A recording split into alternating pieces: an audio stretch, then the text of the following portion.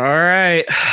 Welcome to another episode of the Vitamin C's podcast, proud part of the CLNS Media Network.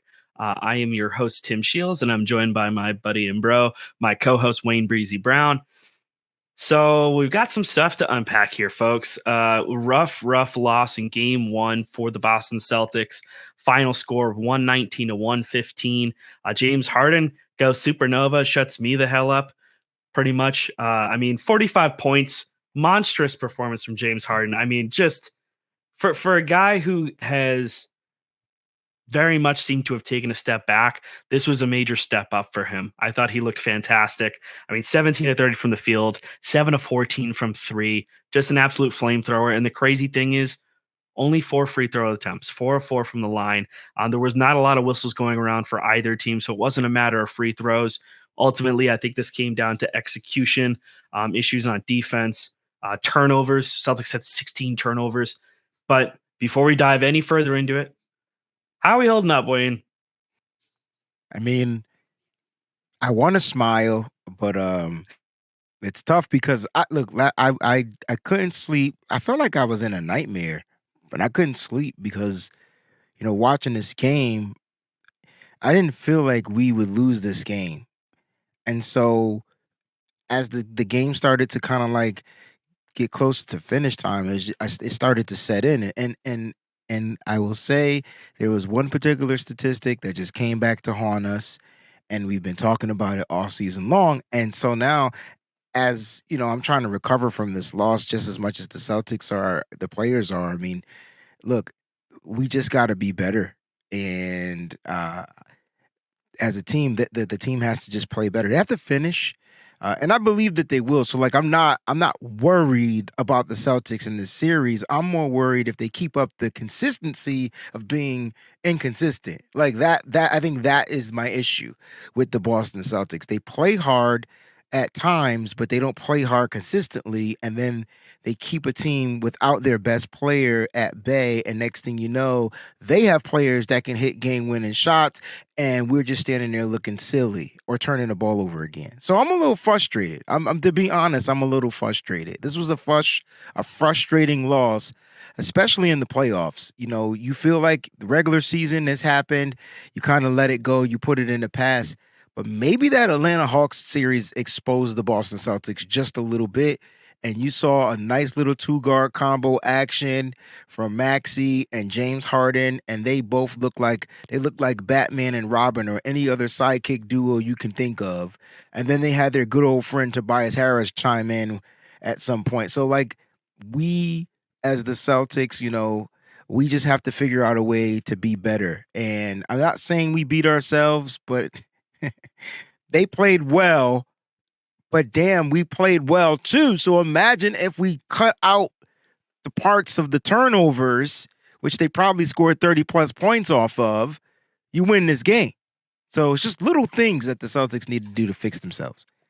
I definitely agree with that. I think I'll probably pull up at some point when I let you talk next. I do want to see what the points off turnovers were. Overall, the Celtics did fantastic in attacking the paint. 66 points in the paint. Like you could tell right from the jump, that was what they were trying to do, and they did it successfully. In terms of 3-pointers, the Celtics did not take very much. I think this tied like their season low in 3-point attempts. They only took 26 3-pointers. So 10 to 26. For once, I'm kind of like, you guys should have actually taken some more threes. And part of that was them passing up on shots. There was a couple different moments where they would slow the offense down.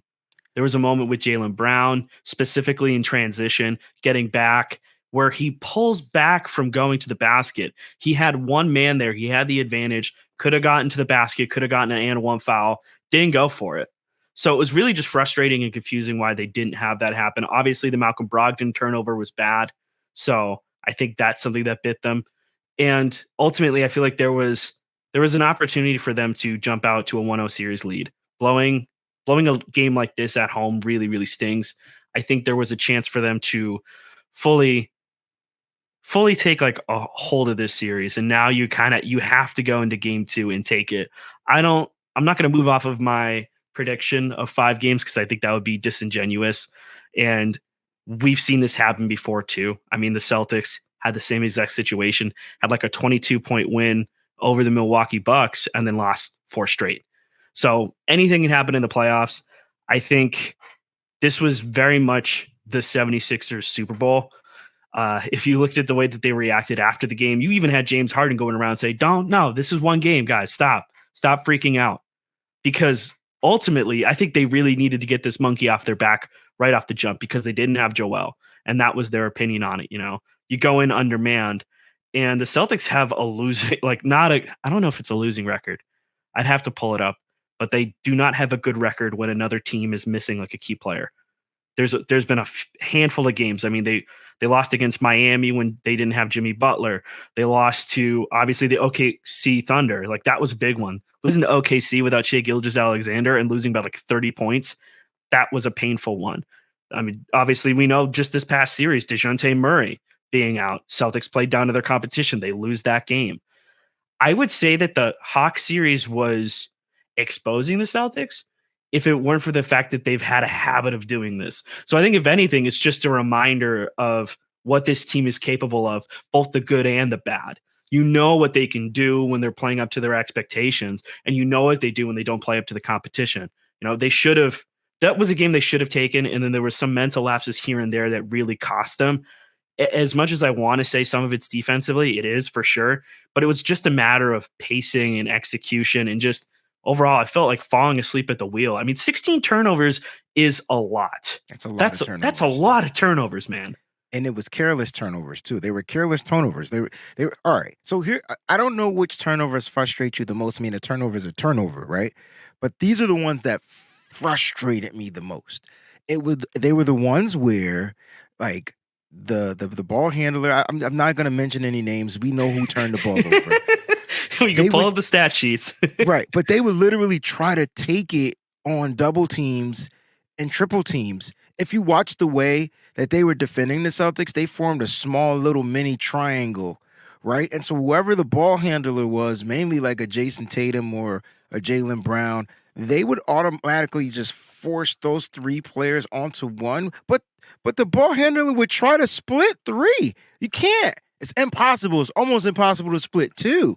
And so I was saying to myself, those are the turnovers that you can't have, especially when you're finishing in the paint. The one thing we were able to do was score in the paint consistently, and we've been doing it since the Hawks series. We'll always find a way to revert to that 3. All of a sudden, the 3s don't fall. They get second chance shots.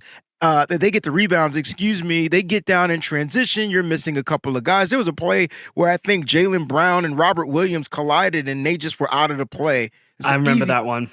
Easy basket, right? And so I'm just like, why, and I say we, I have to stop saying it. Why do the Celtics beat themselves at their own game? It's just like, dude, y'all know how to play basketball. You guys finished second in the East for a reason. You could have finished first, but you had them brain fart games where you just decided not to show up. You forgot to mention Brooklyn because Brooklyn moved on from Kyrie and KD, and we got beat by all the reserves. Yep. Bad. Oh, yeah. I totally blanked on that one, too, because I probably repressed it. It was so towards the end of the season. I remember that one. And that was a game, again, that wasn't even just a matter of them playing down their competition. They collapsed in that game. They had like a 30-point lead in that. They blew like a 31 or 32-point lead. That one shot. Why did you have to remind me of that? I'm coming unglued. Because to me, that was like the OKC game.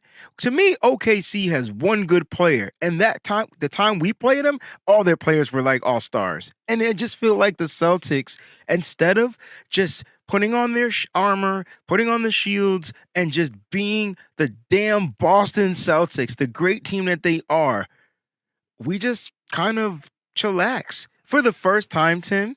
First time, and I know you don't listen to the national feed, so let me give you some national feed.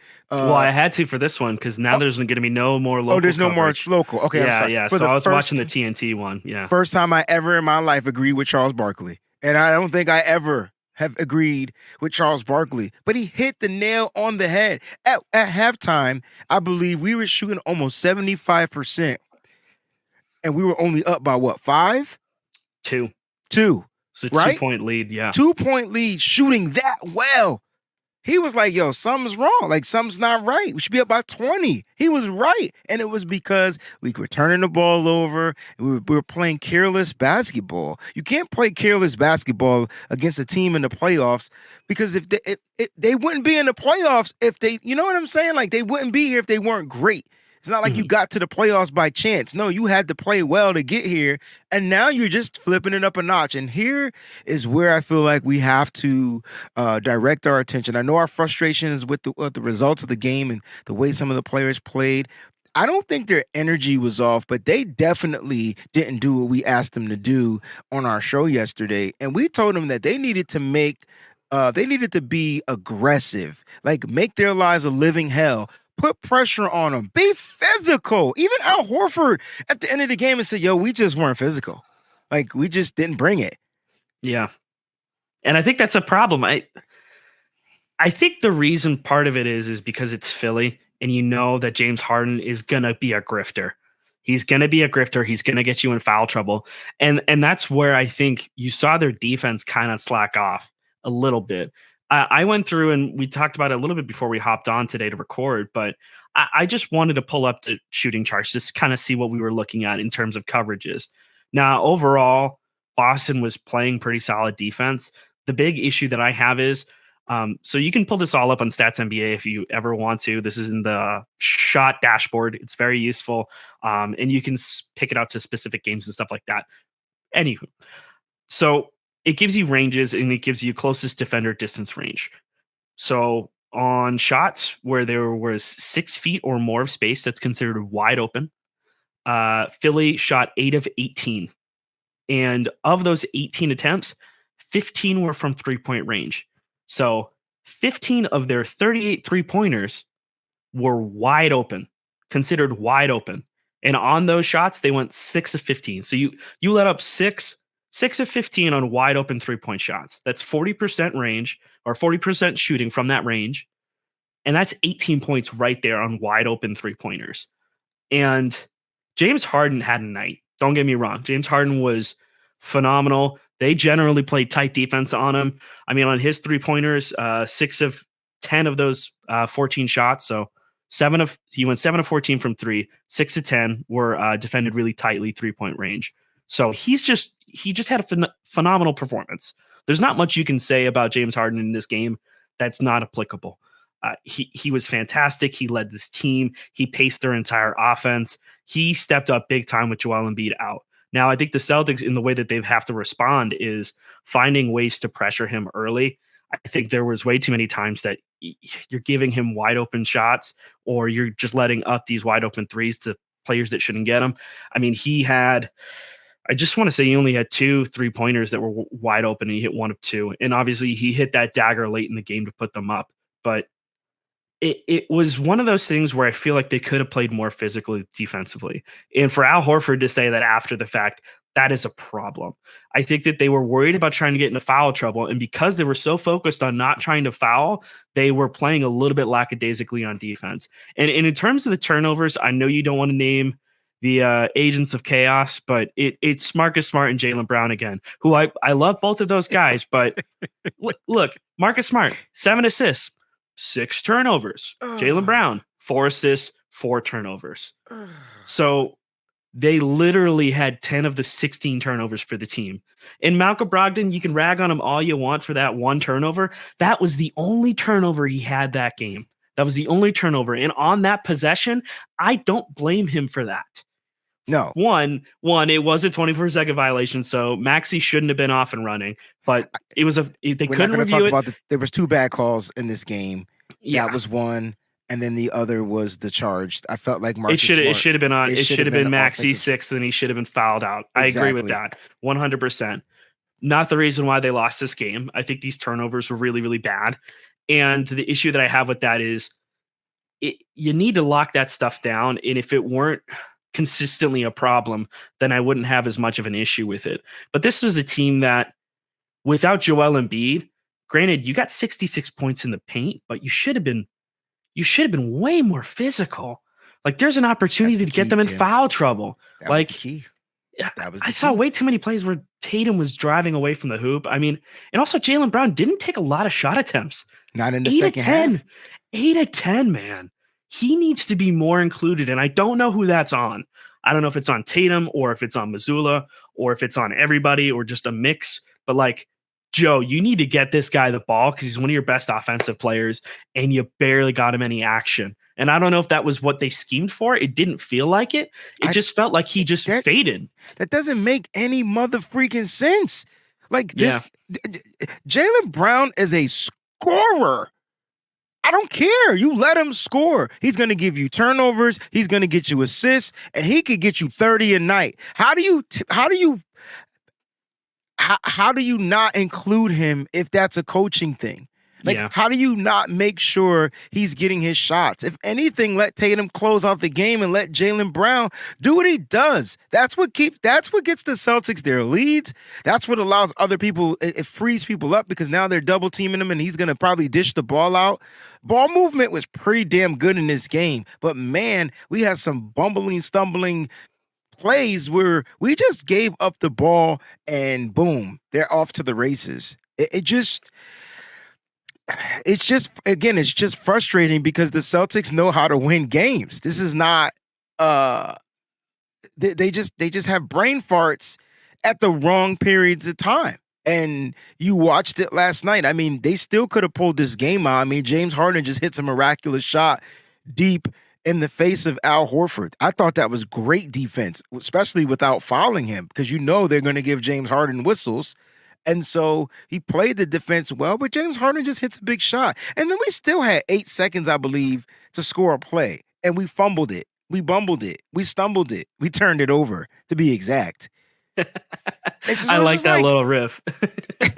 It just things just don't make sense. And when things don't make sense, Tim, I can't rest easy. I can't. I couldn't sleep as much as I want to. And you know, I get up early to get to the gym by 5:30 and get my day going. And it was just a weird day. But the one thing I will say is from losing, I went extra hard in the gym. I was mad at something. And so them weights was getting pumped. But at the end of the day, man, it's one game.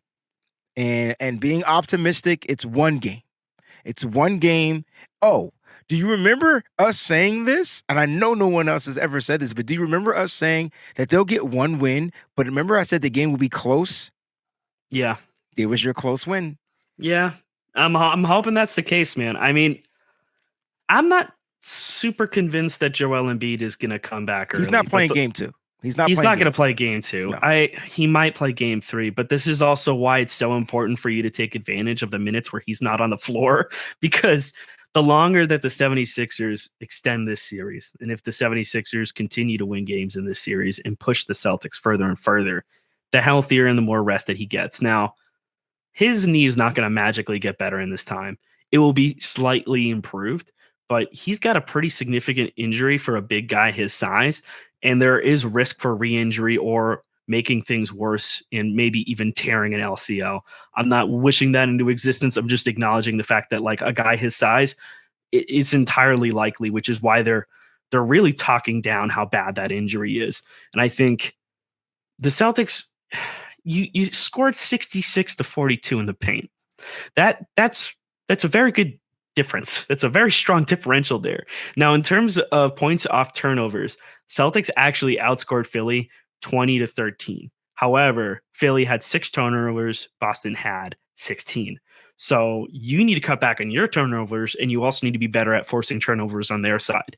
And that involves playing more physical defense, attacking mismatches, and definitely trying to pick and choose when you're having these double teams.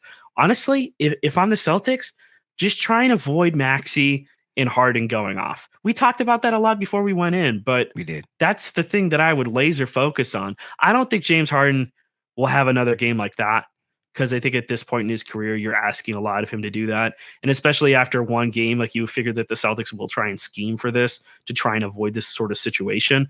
I do worry about the foul calls eventually, because you just know that those are going to come. There's going to be a game where he's going to shoot 12, 14 free throws, and you have to be able to survive that. So that might involve going deeper into the rotations. And when you look at the rotations late in this game, specifically some of these ones where Joe kind of just threw, I wanted to say something else. He threw it all at a wall to see what would stick. And I mean, he put Sam Hauser out there for like 4 minutes and then said, nope, okay, yanking you out. We're gonna go throw in Grant there for 4 minutes. Oh, that doesn't work. Yank him out. And I felt like Al Horford specifically was getting exposed in this series in this game because they attacked his speed.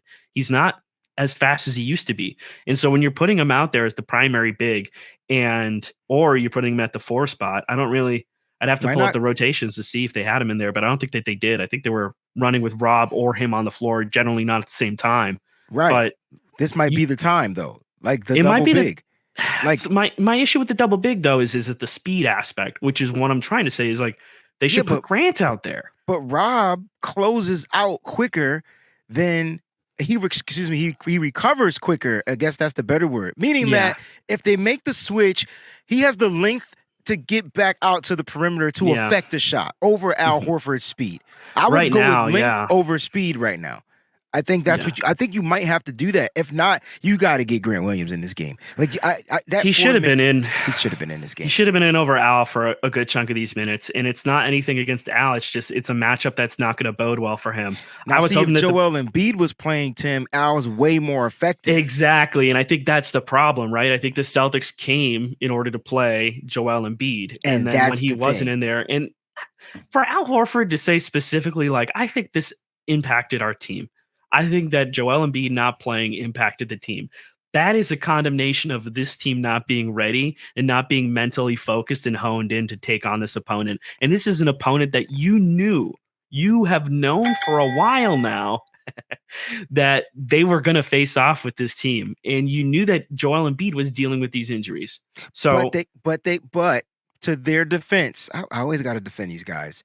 You still have to prepare for their best players to be out on court. He wasn't ruled out until right before the game. And so they were prepared to play him, but they did not know how it would be if they were prepared for him to not be there as well. They just didn't know how they were going to be attacked. And you saw the high pick and rolls. You saw the high screens. I mean, a lot of James Harden shots were coming off of them freaking screen. Like, it was just like one screen, bam. I mean, moving screen, bam. That's it. That was it. It was all day. And so when they made the switch for Harden, come on, man. James Harden on the center. It's not like he's a whack-ass guard. This dude is an all-star, all-pro, that's football. All NBA. You know what I mean? Yeah. You know what I meant. He's that dude. And so, like, he's going to get those shots off. You know? That's who James Harden has always been, and I don't expect him to change. The only thing is, you're hoping he'll start to wear down, but that doesn't mean he won't shoot. He just won't attack the paint as much. And if we don't defend him better, he's just going to keep shooting. Yeah, you can't go under those screens. You got to be careful with these switches. And I think that's really where it comes down to. You need to start getting Grant into the mix. And if there's a chance for you to run out a smaller lineup, if you think that's going to help you defensively, you have to make that adjustment. And that's where I get mad at Joe for this, because I think there should have been a moment in this game where it clicked for him that this team was losing grip on it. And he needed to pull everyone in and say, hey, we need to be connected. Because it felt like this entire game, while they were performing great offensively for at least the first half, the defense wasn't there. Like you said, having like a 2 or 4 point lead, like when it's that close at the end of the half and you've been shooting the lights out, that is a problem. And I know that Philly hit some great shots. This is not, it's not like Philly was running a bunch of bums out there or something like that. Like they played really great and they also were hitting their shots. But you have to play harder defensively in order for that to make a difference. Because as soon as your shots stop falling or you go through a cold stretch, then all of a sudden you find yourself in a hole. I mean, the Celtics ultimately down the stretch, they were outscored 12-4 in the like final 3:16 of the fourth quarter. Yeah, exactly. And a lot of that was the ugly turnovers and bad plays and miscommunications. The one play where Marcus Smart went driving to the hoop and Jason Tatum wasn't expecting the ball. And then Tatum fouls a guy, pushes him out of bounds. Like, just that was a dumb stuff. Too. And the turnover by Brogdon was bad because they were bleeding the shot clock and everyone was afraid to shoot. And it's like, sometimes you just have to take the shot that you've got. it might, it might just be a good shot and you're looking for a great shot. And I'm pretty sure that Joe Mazzulla said this. You have to find times where if you just have the good shot, you just got to take it and you just have to trust yourselves. And I think that Joe's going to try and reinforce that. I appreciate the ball movement, but not at the cost of a turnover, possession. And 2 yeah, points. Exactly. Especially in a turnover like that. Like, guys, that was the swing of the game. So that was it. That was it. That screwed you the rest of the game because you get a bucket there. It makes a difference. Tim, why do we have to do that? Why do we play safe basketball? Like, this isn't you can't keep the ball away. Stay aggressive. Stay on the attack. I'd rather they all were trying to get to the basket. Why not just try it? If you miss, you miss. And you might get a damn foul call. Who knows? Jalen's comments on it were interesting if you heard them. No. What did he say? So specifically talking about that possession where he was getting out and running. When he stopped and he pulled back, he said it because he was expecting there to be people out running with him. And he slowed down. Well, because he slowed down. If you look back at that play, there's nobody out there running. There was nobody out there running. There was nobody out there running with him. So it's like, I don't have anyone on this fast break with me. And so that's why he pulled back on that possession. I'm pretty sure that possession specifically is what led to that ugly turnover. Or maybe I think that was the missed jumper. That was a missed jumper by Brogdon. I remember that one now. And that is just indicative of what this team needs to do is like, they need to be able to communicate on a level where they know, hey, guys got the ball. We got to get out and running. That shouldn't be something you have to reinforce at this point. And I'm hoping that this is a wake-up call because you can't play like this. It's the second time I heard that. It's a vicious cycle, man. We keep doing the same thing over and over again, expecting different results. The definition of insanity. Yeah. Insanity. Yeah. Hey, look, a tough loss.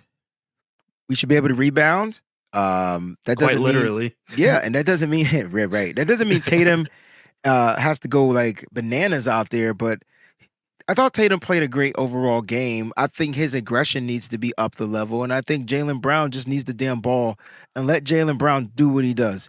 You already know you're going to get turnovers with Jaylen Brown, so let him. Just let him score. Let him get to the basket. Let him be aggressive. I don't know who pushed the pause button on Jaylen Brown in that second half. He had 13 points in the first half or first quarter or whatever, and then he just fizzled out. It was just like, what happened to Brown? We need his energy.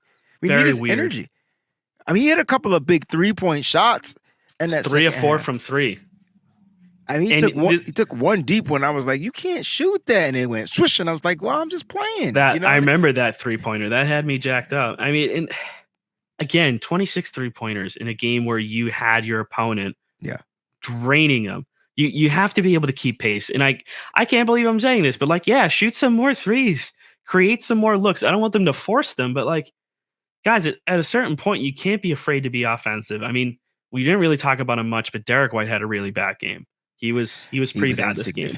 Yeah, he disappeared, and I think I don't know what it is. I think he was a little checked out. I think just there was an overall disconnect with some of these guys, and I think it bled through the rest of the game. And I'm hoping that a day off, get a practice in, get some film tape, working, and figure things out. But this. I'm not worried. I'm more so just kind of like, really, guys? Like we could have had a nice lead there, but ultimately at the end of the day, a loss is a loss. You got to roll with it. Come back to me if they lose game 2, and we'll see how I'm feeling then. But this team is tough enough and smart enough and more talented than I think this 76ers team. So they just have to show it and live up to that expectation. But yeah, I agree. I mean, I believe the Celtics are a resilient team. They have been all year. And they're just gonna go out there and they just gotta stick to their game plan. And the only thing I ask our head coach to do is with those timeouts, if stuff isn't going your way, find a way to make the adjustment. And for the first time, I felt like Doc Rivers, who sucks at making adjustments, was making the adjustments, and Joe Mazzulla just kind of stayed stuck.